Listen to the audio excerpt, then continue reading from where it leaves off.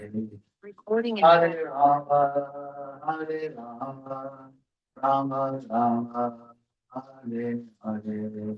Hare Krishna, Hare Krishna, Krishna Krishna, Hare Hare, Hare Rama, Hare Rama, Rama Rama, Hare Hare. Hare Krishna, Hare Krishna, Krishna Krishna, Hare Hare. Hare Rama, Hare Rama, Rama Rama, Hare Hare. Hare Krishna, Hare Krishna, Krishna Krishna, Hare Hare, Hare Rama, Hare Rama, Rama Rama, Hare Hare. Hare Krishna, Hare Krishna, Krishna Krishna, Hare Hare. Hare Rama, Hare Rama, Rama Rama, Hare Hare. Hare Krishna, Hare Krishna, Krishna Krishna, Hare Hare, Hare Rama, Hare Rama, Rama Rama, Hare Hare. Hare Krishna, Hare Krishna, Krishna Krishna, Hare Hare. Hare Rama, Hare Rama, Rama Rama, Hare Hare. Hare Krishna, Hare Krishna, Krishna Krishna, Hare Hare, Hare Rama, Hare Rama, Rama Rama, Hare Hare. Hare Krishna, Hare Krishna, Krishna Krishna, Hare Hare. Hare Rama, Hare Rama, Rama Rama, Hare Hare. Hare Krishna, Hare Krishna, Krishna Krishna, Hare Hare, Hare Rama, Hare Rama, Rama Rama, Hare Hare. Hare Krishna, Hare Krishna, Krishna Krishna, Hare Hare. Hare Rama, Hare Rama, Rama Rama, Hare Hare. Hare Krishna, Hare Krishna, Krishna Krishna, Hare Hare, Hare Rama, Hare Rama, Rama Rama, Hare Hare. Hare Krishna, Hare Krishna, Krishna Krishna, Hare Hare. Hare Rama, Hare Rama, Rama Rama, Hare Hare. Hare Krishna, Hare Krishna, Krishna Krishna, Hare Hare, Hare Rama, Hare Rama, Rama Rama, Hare Hare. Jai Prabhupada, Jai Prabhupada, Jai Prabhupada, Jai Prabhupada. Jaya Prabhupada, Jaya Prabhupada, Jaya Prabhupada, Jaya Prabhupada. Jaya Prabhupada, Jaya Prabhupada, Jaya Prabhupada, Jaya Prabhupada. Jaya Prabhupada, Jaya Prabhupada, Jaya Prabhupada, Jaya Prabhupada.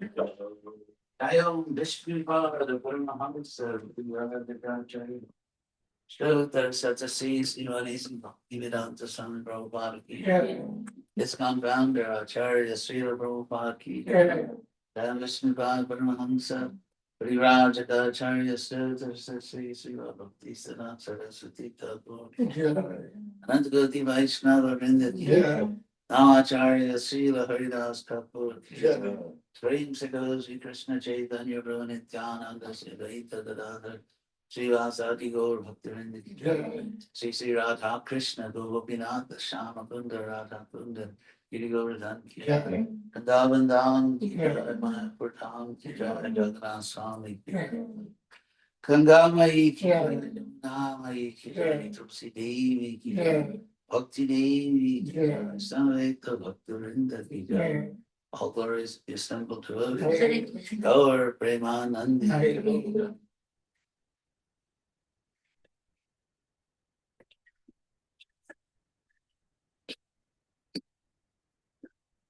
Namaste Narasimhaya. Namaste Narasimhaya. Prahlada Daime. Hiranyakashi Purvakshaha. Hiranyakashi Purvakshaha. Tatam Karnakalaye. Chiradam Karnakalaye. Nrsinga Bharata Nrsinga. Nrsinga Bharato Nrsinga. Toya Toya Mita To Nrsinga. Toya Toya Mita To Nrsinga. Nrsinga Rida Ye Nrsinga. Nrsinga Vinaya Nrsinga. Nrsinga Magi Sharanam Prabhaje. Nrsinga Sharanam Prabhave. Tavakara Kamarare Nakam Atuta Stringam Gaurita Hiranyakashipu Tanupingam Keshavadrita Narhari Rupa Jaya Jagadisha Re Jaya Jagadisha Re Jaya Jagadisha Re Tavatara Kamadavale. Madhuta Sringa. Darita Hiranyakashipu Tanupinga. Keshavadrita Narahari Rupa Jaya Jagadisha Hare. Jaya Jagadisha Hare. Jaya Jagadisha Hare. Hari. So, who gives class today? Daru? You class? Well, I could, but I think rather her last chance to hear her again. Your last chance. So, It's okay. Vanas. If you don't want to do it, fine. Nope. No. Anyone want to do it? Please go. You're a guest, so. Looks like you were elected.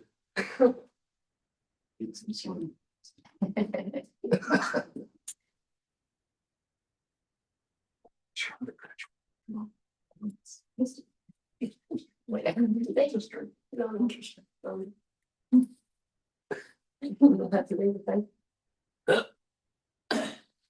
Excuse me, your holiness. Oh, my shoes are over there.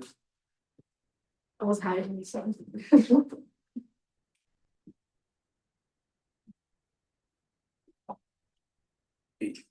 No.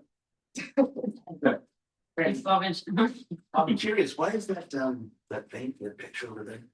Bhaktivedanta brought it down. He was testing sizes. It belongs in your room, your piano room. You know what I wanted to do? What do you think? To the left of the Radha Krishna picture, over on the left side, put Prabhupada, on the right side, Panchatattva. That's why he brought it down to test the size. No, not on the altar, not on the actual, yeah. No, you also put there Panchatattva for that size. Like here, No, we need big pictures, like That size. these bigger. You want bigger than that. Yeah, you had mentioned that, like the size of Krishna Balaram or Prabhupada, like this sort of Maybe a little size. smaller than that, but we could get pictures made like Panchatattva, Prabhupada and Panchatattva. This doesn't have to be actually on an altar, it just has to be able to see it. Also remember the word. What's that? The temple will be over there. Oh, yeah, but for now. Okay.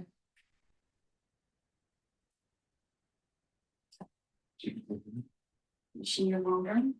I am the one. She's a semi-modern. Okay. Yes.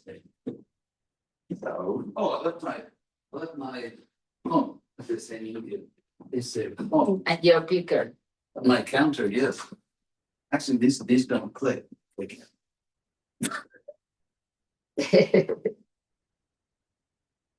Oops. Hare Krishna. I'm just waiting. Did you switch to the verse though, Rishikesh? And when you come back down, I'll come back, yeah. come down.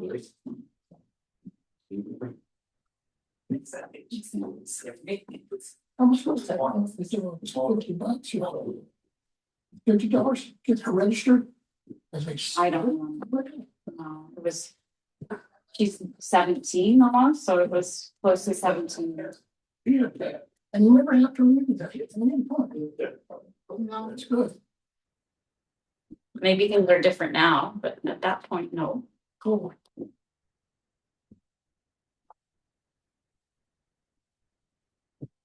You think?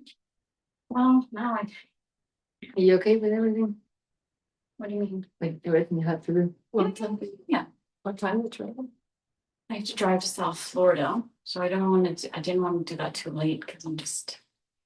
I was thinking also. I will do very fast. No, please. What I was thinking is if you do 20 minutes, we can go to Krishna house for the morning program, so you can see what it's like there. Okay, let's go. So, but we need to. My math is so fast that I have to know most of the thing. Is it okay? Can I? Yeah. Jayo Radha Madhava Kunja Bihari Jayo Radha Madhava Kunja Bihari Vijana Bhava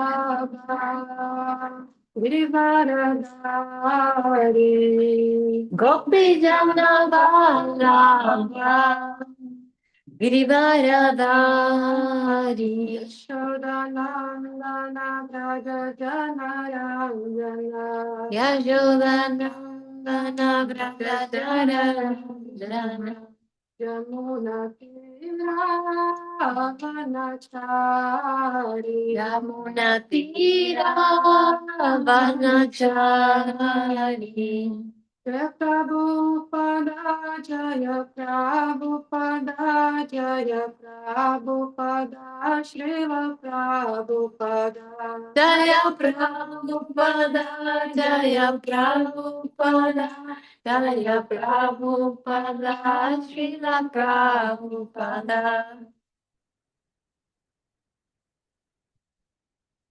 Om Namo Bhagavate Vasudevaya Om Namo Bhagavate Vasudevaya Om Namo Bhagavate Vasudevaya Om Namo Bhagavate Vasudevaya Om Namo Bhagavate Vasudevaya Om Namo Bhagavate Vasudevaya I'm reading Srimad Bhagavatam 14? Yes.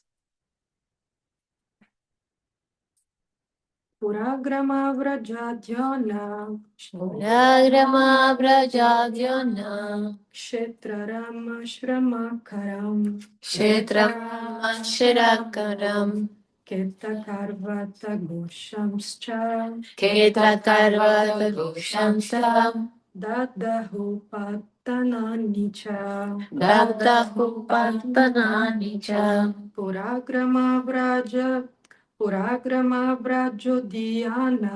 Puragrama Brajodhyana Kshetrarama Sramakaram Kshetrarama Sharam Ketakarvata Goshamscha Ketakarvata Goshamscha Dadahu Patananicha Dadahu Patananicha Puragrama Brajodhyana Puragrama Brajodhyana Shetarama Sri Ramataram Shetarama Sri Ketakarvata Goshamscha Ketakarvata Goshamscha Dadahu Patananicha Dadahu Patananicha Puragrama Brajodhyana Puragrama Brajodhyana Kshetra Rama Shramakaran Keta Karvata Goshamscha Dadahu Patanani Cha Puragrama Brajodana Kshetra Rama Shrama Karan Khetta Karvata Goshamscha Tadahu Patanani Cha Pura, cities and towns. Grama, villages. Vraja, pasturing grounds. Udyana, gardens. Kshetra, agricultural fields. Arama, natural forests. Ashrama, hermitages of saintly persons. Akaram, and mines that produce valuable metals to maintain Brahminical culture. Ita, farm villages. Karvata, mountain villages. Goshan, the little villages of cowherds. Cha and Dadahu, they burn it. Patanani, the capitals. Cha also. Translation. The demons set fire to the cities, villages, pasturing grounds, cowpens, gardens, agricultural fields, and natural forests. They burned the hermitages of saintly persons, the important mines that produced valuable metals, the residential quarters of the agriculturalists, the mountain villages, and the villages of the cow protectors, the cowherd men. They also burned the government capitals. Just a sequence of verses of destruction. Purport by Srila Prabhupada. The word Udyana refers to places where trees are specially grown to produce fruits and flowers, which are most important for human civilization. Krishna says in Bhagavad Gita 9:26, Patram puspam palanto yan yo me bhaktya prayachati tad aham bhakti upahritam ashnani prayatatmanaha. If one offers me with love and devotion a leaf, a flower, fruit, or water, I will accept it. Fruits and flowers are very much pleasing to the Lord. If one wants to please the Supreme Personality of Godhead, he can simply offer fruits and flowers, and the Lord will be pleased to accept them. I'll make comments while I'm reading. So this is quite interesting. Why Srila Prabhupada is mentioning this verse in this purport, while the description is like such a heavy effort to destroy, and the counterbalance is that he's showing how it's easy to make offers and to please Krishna, to please the Lord.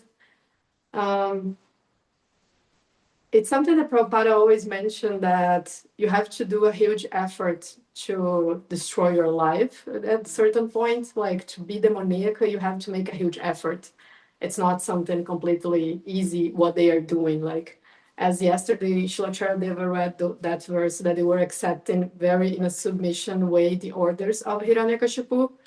And all this prana and all this life, all this effort that is coming from the Atman, from the soul, it's being in a completely opposite direction than to self-realization. And here Prabhupada is mentioning like Krishna would accept easily a leaf, a flower, fruit, or water, and that would please very much the Lord. It's so easy actually to be connected to Krishna if we go into the essence of the process.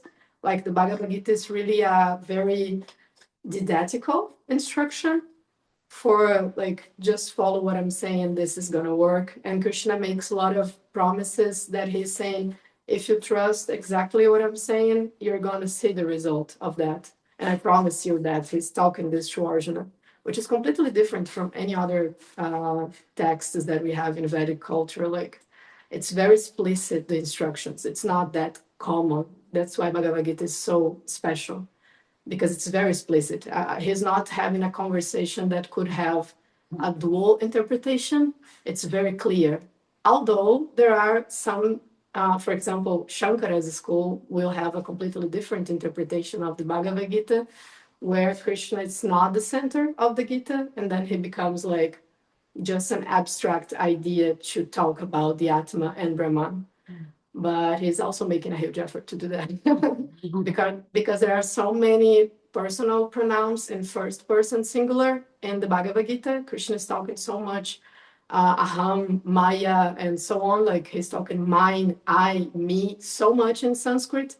And when Shankara is going to make the read of those verses specifically, he's going to put this I in an abstract figure.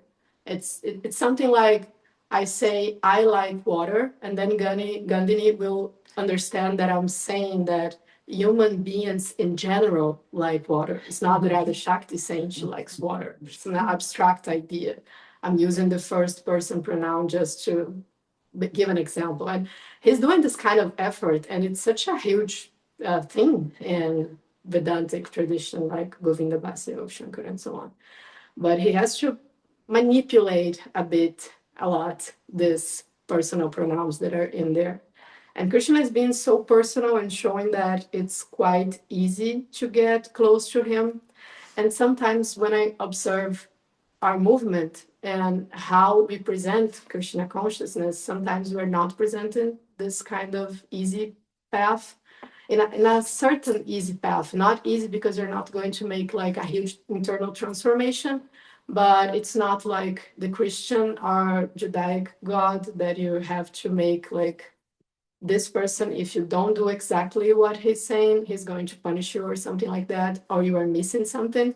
Once I heard something from a devotee from Brazil that I thought it was really instructing, that he said, it's not a crime if you find a treasure and you do not take it for you. Like the treasure is there, is abandoned in the desert, and you are like starving and you need to construct your life with that treasure and you find it. But then you simply ignore it. It's not a crime. It just means that you are very dumb. Like, and I thought this was very clear because it gives another idea of what is not being open to receive Krishna's mercy. And when you are not open, it doesn't mean that's a crime. It's just like you are not, your intelligence is not connecting your real needs with that is coming from you, for you. Yeah, let's continue. Our only duty is to please the Supreme Godhead. Samsiddhir Hari Toshanam. Whatever we do and whatever our occupation, our main purpose should be to please the Supreme Lord.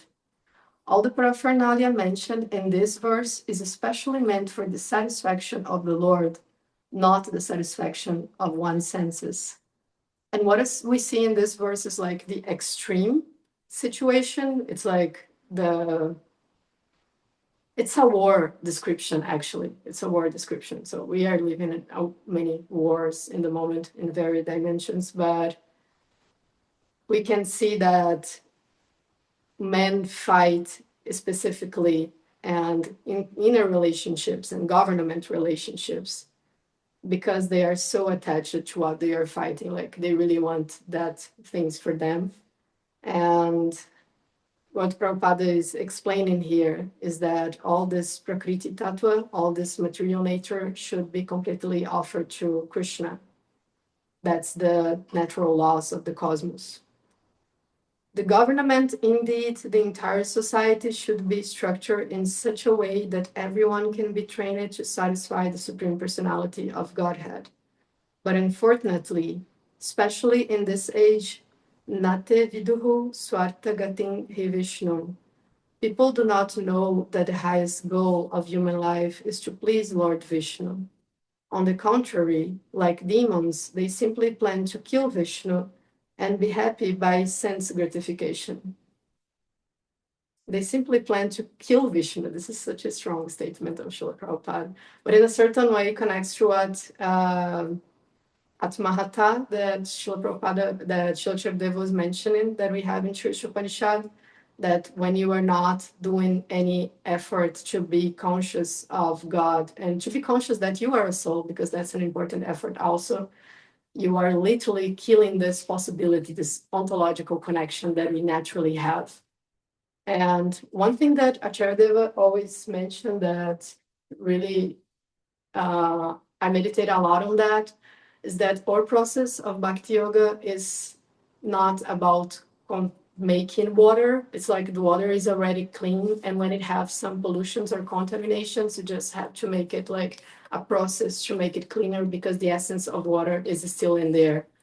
And we have many philosophies, spiritual philosophies, that have a different idea of the Atma, like you are going to transform yourself in a spiritual being, that you are not already this. And this is in the background premises of these philosophies. And when you evaluate them, how the process happens, you find this lack of understanding about the soul, that the soul is eternally Satchitananda, and you do not have like to construct these or make this happen by your effort, like, or you have to reincarnate for 1,000 times until you get illuminated, and then you're going to be a soul, and so on.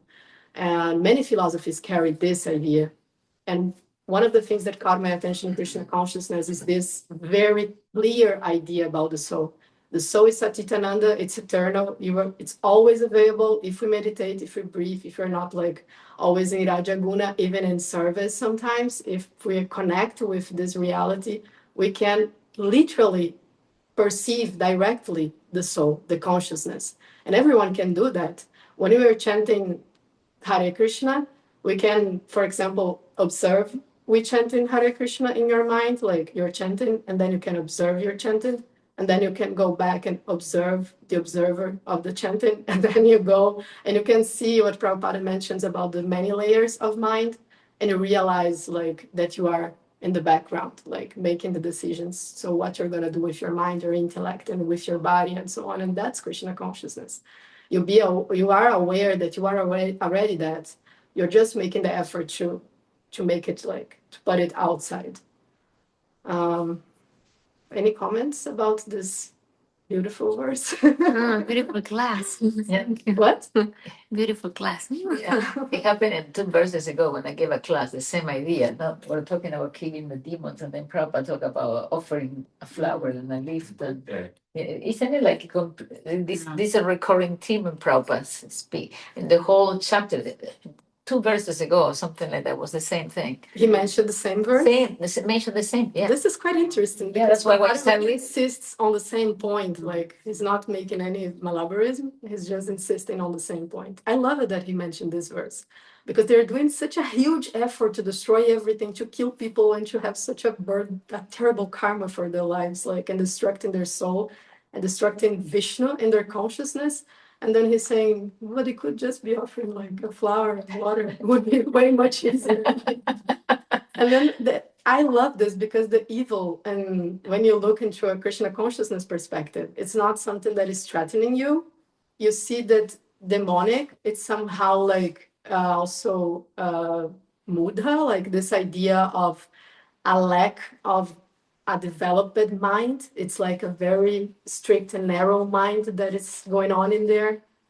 And because sometimes we're living in a situation that presidents and the decisions are being made by men that proclaim themselves as such a powerful, and we have this whole coaching situation, because if you have a very powerful status in society, that means that you achieved your goal, and so on. It's a demonic somehow like construction, that material reality can be exactly what is going on in spiritual reality. And we know that this is not the case. Sometimes people have many failures in their material life, but in the spiritual reality, they are very well positioned. And they proclaim themselves, they talk about themselves in such a high status. And then we're going to realize by their decisions, because decisions are made by consciousness. And it's exactly what Srila Prabhupada talks about, decisions. Decisions are the symptom of the soul. And Charadeva uses that very well when he's saying that decisions like, I'm going to get out of my bed, I'm going to eat that, I'm going to drink that, I'm going to say that or not, are really showing our worldview, our reality. And by their decisions, we can see how narrow-minded they are. And it talks louder than what they are like proclaiming about themselves. Yeah. Yeah, and could one say like you mentioned also about that like observing ourselves. I remember Charity was saying kind of we should look at ourselves as Krishna would look at us. Is a kind of part of like our proper spiritual to being properly spiritually situated if we are able to look at ourselves type of from a side. I just think that's a good exercise to be like, to realize the consciousness, the soul. It's not that is being well spirit positioned. I think service. It's about the symptoms related to service speak louder, I think, than how you can do like mental process and so on, just to make it clear, because all this our process is about service. It's about like, and Rupa Goswami mentions that very clearly. It's about putting our mind, our intellect, our senses, our body into Krishna service. And this can be done like in 1,000 ways all the time. Like even your breath, when you wake up, you can offer to Krishna. Like it's completely open, the possibilities.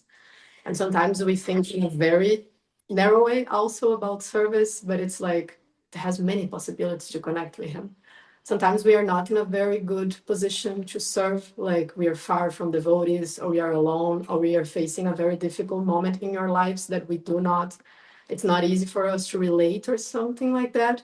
We still can do many service with our mind, chanting, even alone and breathing until we get really connected and go like into the Sangha, into the association. We have many possibilities.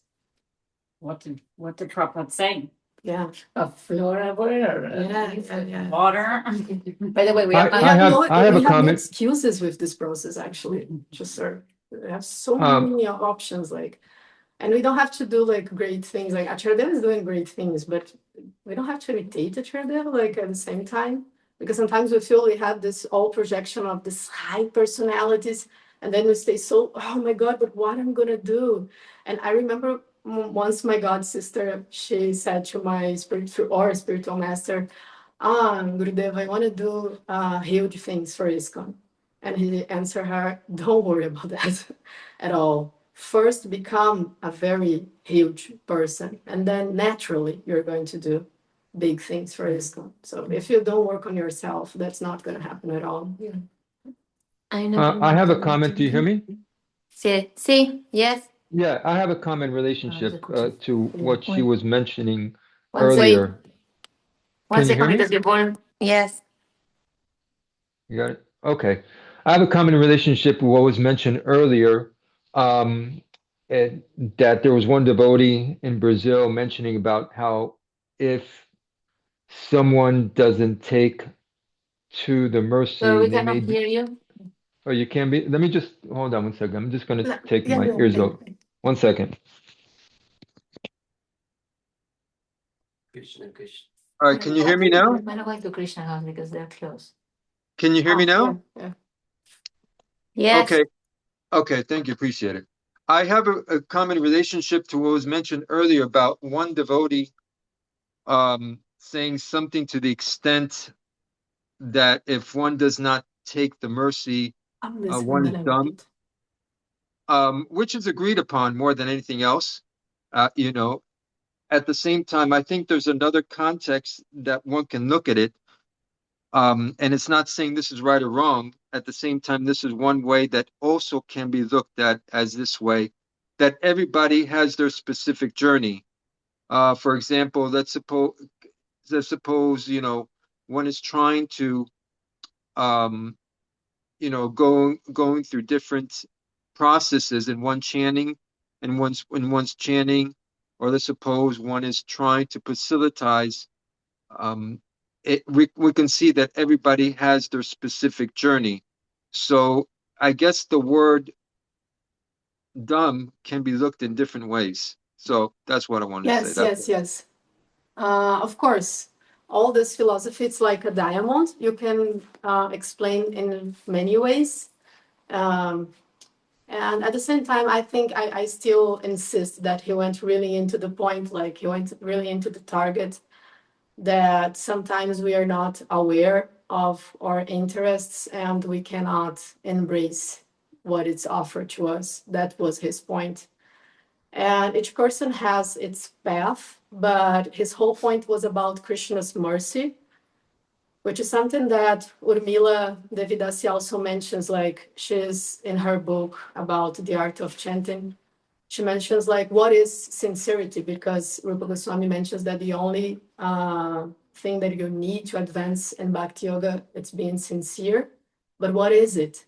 And she mentions that when Krishna offers something to you, like when he's merciful to you, when he gives you an opportunity, you do not ignore it. You embrace it, like the opportunity to serve.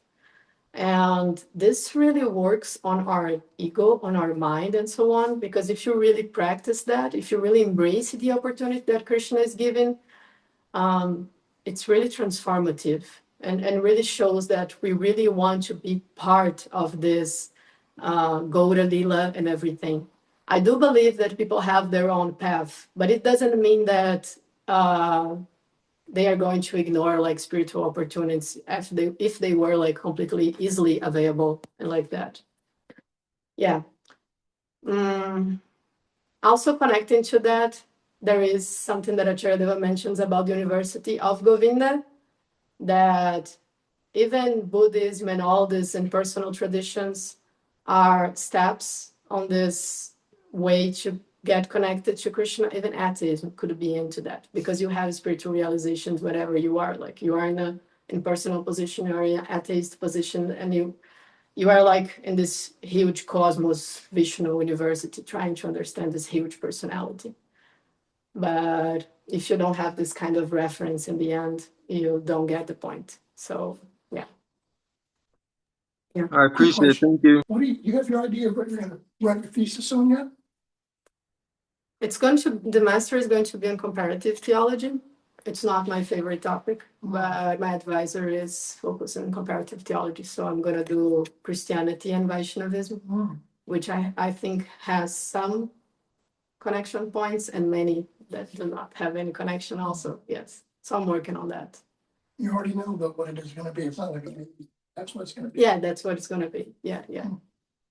There are some very interesting topics, like, for example, the Maya and evil in Christianity and Vaishnavism, which is not a superficial topic because it's going to be related how each tradition sees God in the end.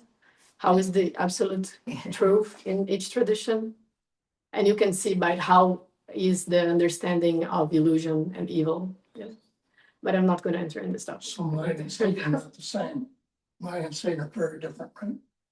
Yeah, they are, but they are the same, like the potencies that makes the soul get disconnected to Krishna, disconnected to God.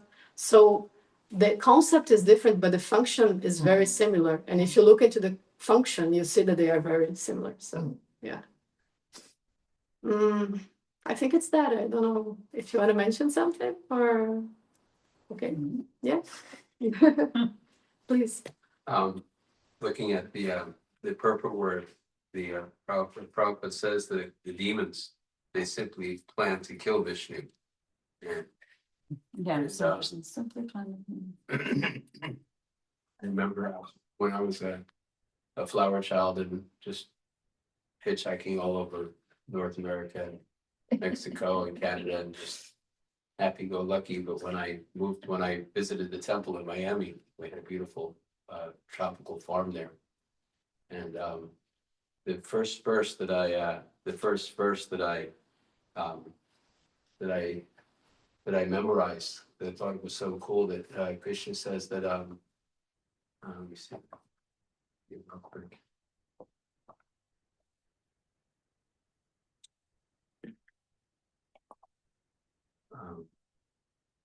It was the Yakaroshi Yadasnasiya Jehosi Dadasiya Yatapasisi Kalteya, that Kurusha Narpanam. And also the bit which says all that you do should be done as an offering to me, and one becomes free from all sinful reactions. And then another verse was that The devotee of the Lord is freed from all kinds of sin because he offers everything first as sacrifice. Others that do things for their own personal sense enjoyment barely eat only sin. And I thought that was just like, that's it. I mean, if we just can just offer all we do to Krishna, then, I don't have to worry. Hippies thought a lot about bad karma and stuff. Not have to worry about bad karma. It's all wiped off. Krishna's so kind that if you just offer everything you do to him, then you get out of this world of birth and death. Yes. For some people, that's simple. But on the other hand, like the demons, they don't get it. They just want to kill Vishnu. So it's complicated. Yeah. complicated. But fortunate if one has that. Some people have a soft heart Yeah. for Krishna, for God. It's simple for those who are simple. It's complicated. Yeah. Even people that are religious, like the Muslims, they're really into killing. If non-believers or this or that are being so hard-line, if you don't do it this way, Yeah. But not everybody. The religious killing also, it's something so sinful. Imagine killing for God, like saying that you're killing for God. And that was such a current thing in history. Like our history, it's completely marked with this kind of mindset. Krishna is the love and peace kind of God. And yes. Well, he kills them. And people then argue that the Battle of Kurukshetra was in the same level, but they do not understand what is the presence of Krishna in the Battle of Kurukshetra. They really changed the whole situation. Yeah. And it's funny because then in history are going to have like the saintly wars and something like that. But they were not saintly, like the closest to a saintly war, it was really the Battle of Kurukshetra. That was happening for real. But how can you differentiate what is real and not without the revelation of parampara, really, like guru-disciple process? It's not possible at all. Silacharya said always that every religion has bhaktas. Mm-hmm. And every religion has fanatics. Yes. Every religion we are not accepted that within our movement. So whenever I think about other religions, I always think there must be bhaktas in there, so I don't think the Muslims or the Christians or whatever. In every religion, there is those bhaktas who want to really love God and serve God, They may not have the tools to do it, they may not have all the knowledge, but in the heart, they are bhaktas, Because the gunas are, the modes of nature are acting in any religious, like we have fanaticism. But it's complicated because the Tamaguna, for example, in Vaishnavism, how it was expressed. Do you really believe that it was expressed in the same way that Tamaguna was expressed in Christianity? Not at all. Like we don't see in the history of Vaishnavism like burning women alive or like creating a department of torture as they did with Inquisition or something like that. We don't see this kind of Tamaguna expression in Vaishnavism and many traditions of India. But we do see a very different kind of Tamaguna acting in some traditions. And this is because there is a huge lack of understanding. And so the gunas are acting, but they're acting in a different way in each position. And history can tell us that like clearly. But you think bhakti and gunas are related? Because bhakti is, I understand the gunas will not be, if you are too over the gunas, you will not be able to manifest the bhakti very much. But bhakti, I thought, is a quality of the heart, no? You think it's not going to manifest in all? No, but that's not what I'm saying. I'm saying that Raja Vidya, like Krishna is explaining that this is the king of knowledge because it's complete in the Bhagavad Gita. And because it's complete, when Tamaguna manifests in this tradition, it's way more ahimsa, it's way more non-violent than when Tamaguna manifests in a non-Raja Vidya setting, where they have like this intent to serve, but there is a huge lack of understanding in so many aspects about the soul, reincarnation, karma, and God, and all the science, that when Tamaguna manifests, it's really bad. So it's an interesting point, just to use that as almost a comparison for what appears to be like a more complete or elevated package, comparing Tamaguna to Tamaguna across, comparing Rajaguna to Rajaguna across, just to see a hierarchy almost of like which complete package is offering a more absolute understanding Yes, or because pure understanding. because by history you can see that it's not manifested on the same way. No. Like, It's just overeat on Sunday feast, and that's how our stomach is limited. yeah, for example, we're going to have like those practitioners of bhakti in like a century before Bhaktivedanta Thakur or something like that. There was so many Apa Sampradayas and they were like dressing as women and so on. It was a huge thing in Vrindavana and a huge debate. We're going to have like, and there was sexual scandals also related to that.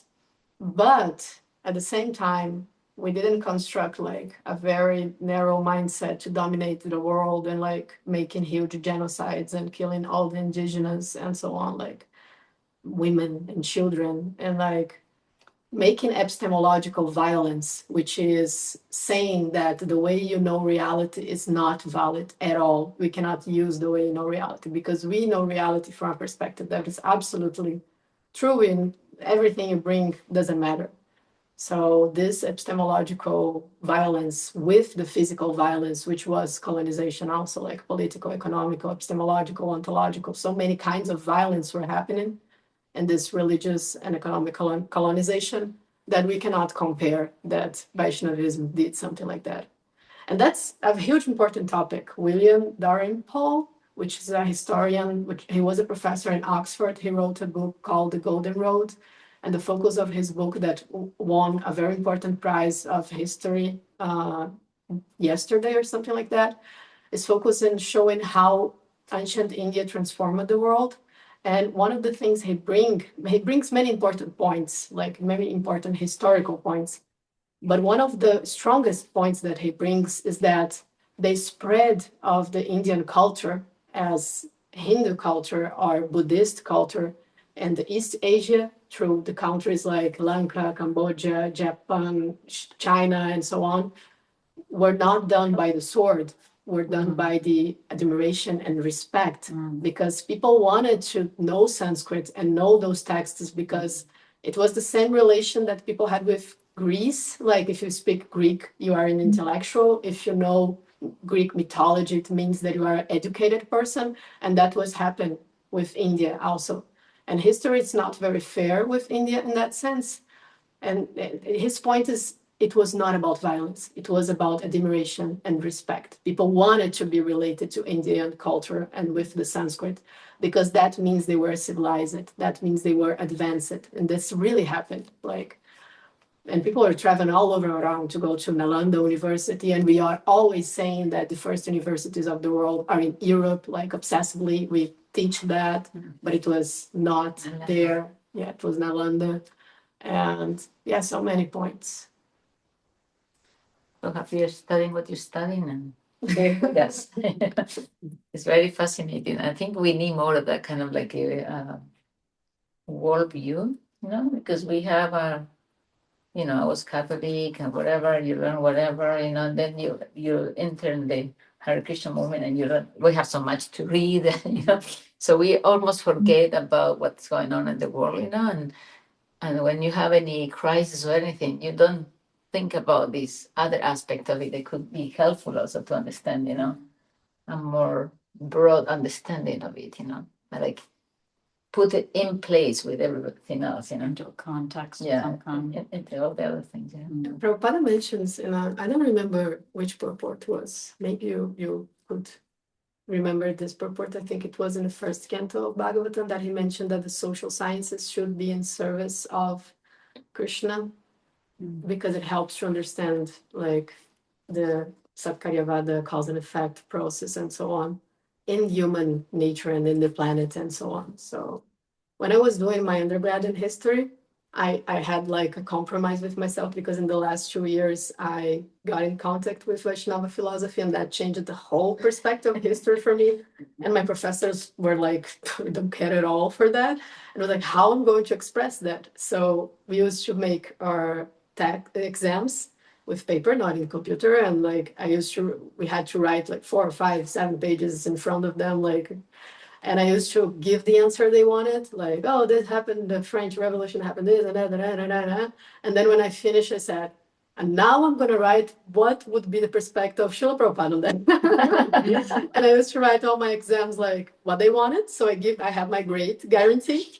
And then I'm going to write like from a spiritual perspective. And I used to do that a lot. It was really nice to exercise like how I would see our history through gunas and all these cosmological laws that are not considered to evaluate all these things. You did a workshop for us with all those essays. Yeah, I think I have them in Brazil. Yeah, because it would be nice to know what people want and how somebody would interpret from Prabhupada's perspective. Would be really nice thoughts.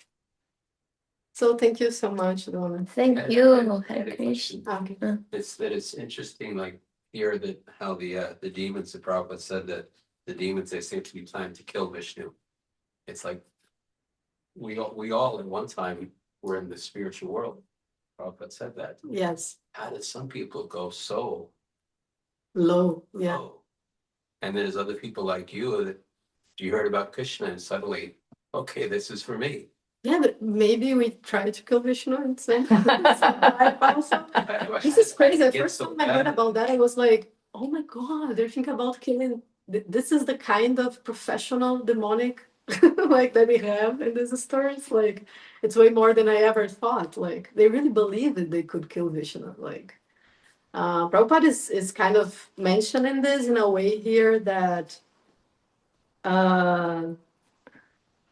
he's connecting with sense gratification, but those guys really believe that they could kill Vishnu. That's really striking for the mind. Like, they're going to kill Vishnu even through philosophy, and they'll take the Bhagavad Gita, which is spoken by Krishna, and turn it into something completely different. Just their twisted mind. That's a good point. Yeah, completely.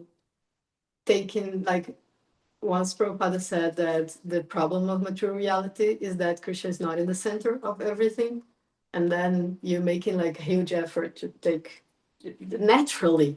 Krishna is not in the center of Prakriti Tattva if you don't make like the effort from the soul to put Krishna in the center. Like, it could be an easy effort, but you have to put Krishna in the center. You have to do this movement because we are in Prakriti Tattva and we belong to spiritual realm. So it's our duty as souls to bring Krishna because we have Krishna in the core of us. And that's micro and microcosmos. We have to make the same into material reality. He is here, so we put here in the center of this reality also.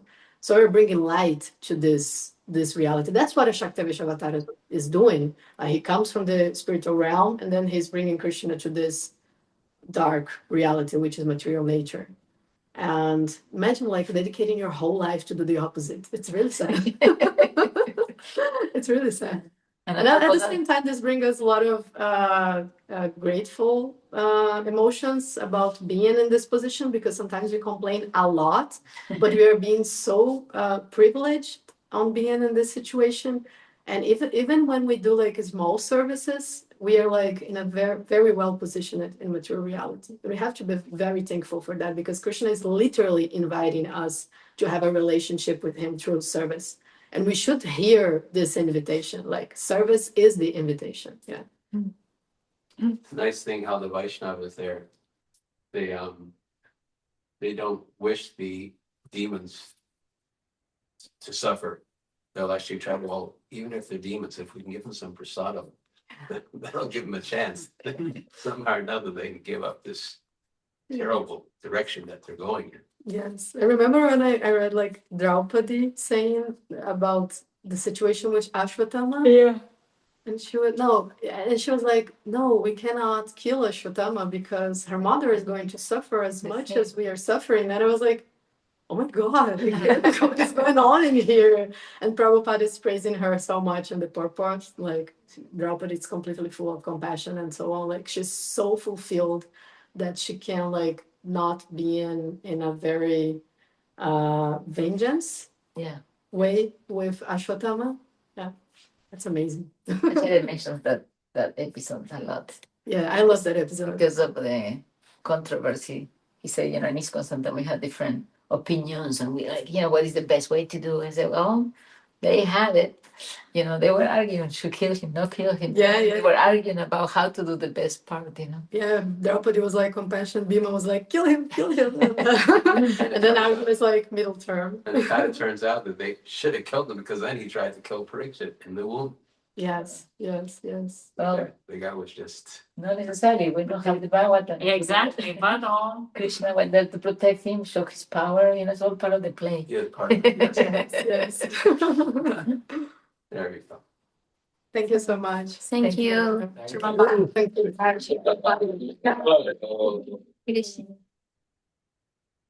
Yeah, you